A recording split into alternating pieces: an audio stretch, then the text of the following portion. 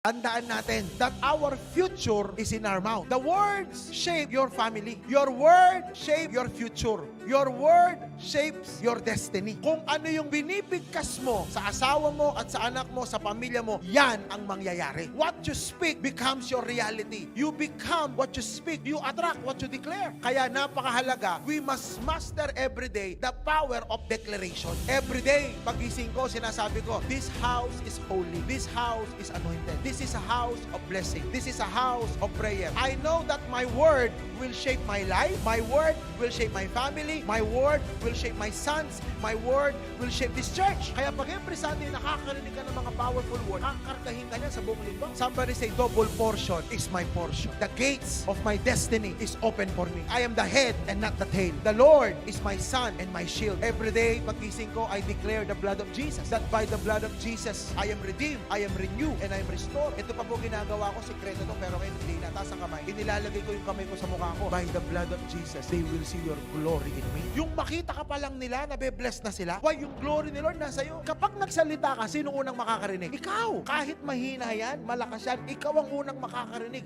Kaya ikaw, pag dumadaan ng testing, pag ikaw nangihina, you begin to declare the promises of God. Greater is He that is in me than it is in this world. My steps are ordered by the Lord. I will see the goodness of the Lord in the land of the living.